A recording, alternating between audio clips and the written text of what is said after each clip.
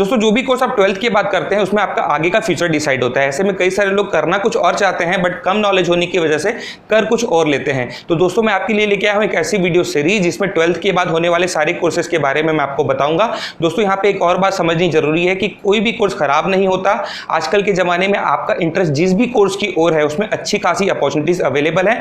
कमी है तो सिर्फ आपके लगन और मेहनत की। तो दोस्तों अगर आप 12th में है तो इस पूरी वीडियो सीरीज को जरूर देखिएगा और साथ ही अपने 11th 12th के दोस्तों के साथ शेयर करिएगा। तो नमस्कार दोस्तों, मेरा नाम है अशोक। लास्ट 9 साल से मैं IT ट्रेनर हूं और कई सारी कंपनियों के लिए रिक्रूटमेंट करता हूं। आज की इस वीडियो में हम बात करेंगे BCA के बारे में। तो दोस्तों आज की इस वीडियो में आपको मैं बताऊंगा कि BCA क्या है, क्या क्वालिफिकेशन चाहिए BCA करने के लिए, BCA में क्या पढ़ाया जाता है, BCA पढ़ के आप क्या बन पाएंगे, BCA के बाद आपको जॉब मिलेगा कि नहीं। तो दोस्तों सबसे पहले बात करते हैं कि BCA क्या होता है। BCA का फुल फॉर्म होता है बैचलर ऑफ कंप्यूटर एप्लीकेशन, जिसे आप 12th पास होने के बाद किसी भी गवर्नमेंट या प्राइवेट कॉलेज से कर सकते हैं। तो यहाँ पे सबसे बड़ा सवाल यह आता है कि किन स्टूडेंट को ये कोर्स करना चाहिए।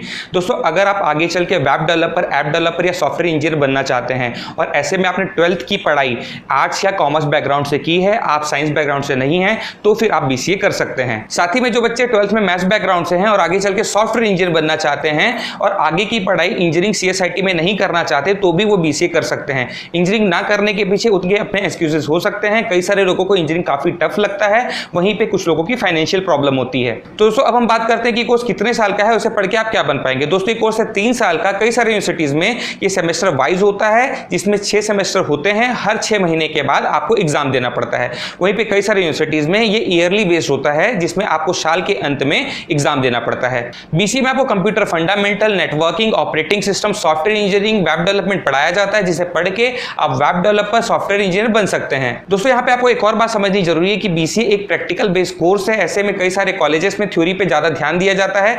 ऐसे में अगर आपका प्रैक्टिकल नॉलेज अच्छा नहीं है तो आगे चल के आपको दिक्कत हो सकती है। ऐसे में अगर आपने सोच लिया है कि आपको 12th के बाद BCA करना है तो आपको C++ अभी सीखना स्टार्ट कर देना चाहिए। इसे आप किसी ऑफलाइन ट्यूटर से भी सीख सकते हैं या फिर कई सारे इंटरनेट में ऐसे रिसोर्सेस हैं जो फ्री अवेलेबल है, वहां से भी आप इसे सीख सकते हैं। तो दोस्तों अब हम बात करते हैं कि जो लोग BCA करना चाहते हैं उनका क्या क्वालिफिकेशन होना चाहिए। इसकी सबसे पहली इंपॉर्टेंट चीज कि आपको 12th में पास होना है।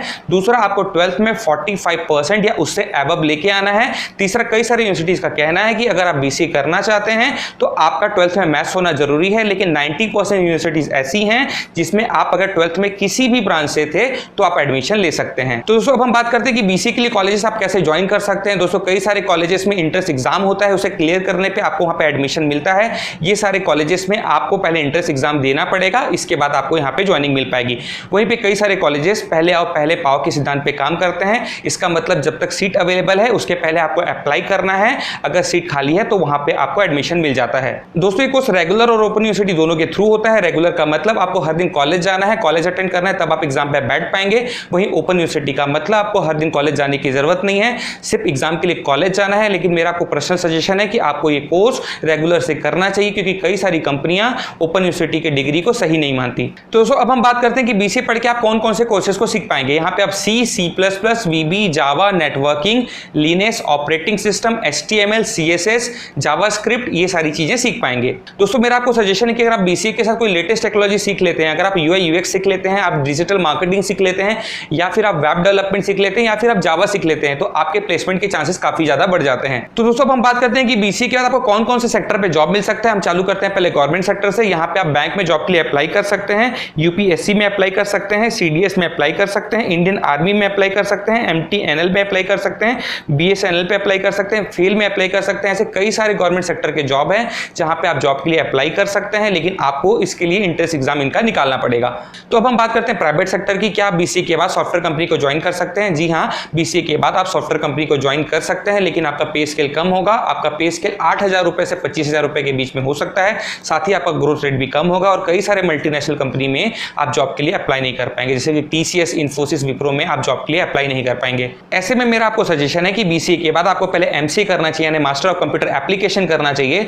MCA करने के बाद आप किसी भी अच्छे मल्टीनेशनल कंपनी में जॉब के लिए अप्लाई कर सकते हैं और आपको अच्छा खासा पैकेज भी ऑफर होगा। ऐसे में कई सारे लोगों की प्रॉब्लम ये हो सकते हैं कि BCA के बाद उनकी फाइनेंशियल कंडीशन अच्छा ना हो, तो ऐसे में वो किसी भी सॉफ्टवेयर कंपनी में पार्ट टाइम जॉब कर सकते हैं और साथ में MCA भी कर सकते हैं। तीसरा जो काम आप BCA के बाद कर सकते हैं वो है फ्रीलांसिंग का। फ्रीलांसिंग क्या होता है इसके ऊपर मैं एक डिटेल वीडियो बना चुका हूं, जिसका लिंक मैं आपको आई बटन पे दे देता हूं। आप जाके यहां से देख सकते हैं कि फ्रीलांसिंग आप BCA के बाद कैसे कर सकते हैं।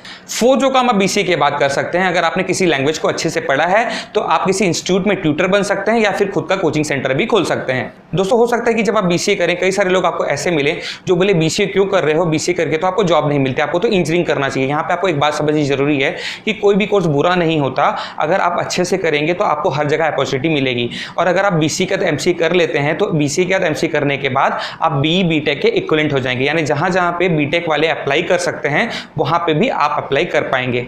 दोस्तों इसके अलावा बीसीए के स्टूडेंट के पास जॉब विद डिग्री का भी एक ऑप्शन होता है, जिसमें कई सारी मल्टीनेशनल कंपनियां बीसीए के स्टूडेंट को रिक्रूट करती हैं, उन्हें पढ़ाती है और साथ में जॉब भी देती हैं। एग्जांपल के लिए विप्रो का एक प्रोग्राम चलता है जिसमें वो बीसीए के स्टूडेंट को रिक्रूट करती हैं, उसे बिट्स पिलानी जैसे बड़े इंस्टीट्यूट से एमटेक करवाती है, लेकिन ये एमटेक 4 साल का होता है जो स्पेशली बीसीए स्टूडेंट के लिए डिजाइंड है और साथ ही 6 से 9 लाख तक का पैकेज भी देती है। तो दोस्तों अब हम बात करते हैं कि कौन कौन से यूनिवर्सिटी से आप ये कोर्स कर सकते हैं। दोस्तों किसी भी गवर्नमेंट ऑथराइज यूनिवर्सिटी से आप ये कोर्स कर सकते हैं, लेकिन आपको ये ध्यान रखना है कि आप जिस भी यूनिवर्सिटी से कोर्स करें वो फ्रॉड ना हो, क्योंकि कई सारे फ्रॉड यूनिवर्सिटी भी अवेलेबल हैं। ऐसे में आप गूगल में सर्च कर सकते हैं fraud university according to UGC 2020, आपके सामने पूरा लिस्ट आ जाएगा। इस यूनिवर्सिटी से आपको बच के रहना है। तो दोस्तों आई होप आपको ये वीडियो अच्छा लगा होगा। साथ ही अगर आप चाहते हैं कि किसी स्पेसिफिक कोर्स के ऊपर मैं वीडियो बनाऊं तो आप मुझे कमेंट सेक्शन पे बता सकते हैं। अगर आपको ये वीडियो अच्छा लगा तो इसे लाइक कर दीजिए। साथ ही आप हमारे टेलीग्राम चैनल को भी ज्वाइन कर सकते हैं, जिसका लिंक आपको डिस्क्रिप्शन पे मिल जाएगा, उसे आप ज्वाइन कर लीजिए। Thank you.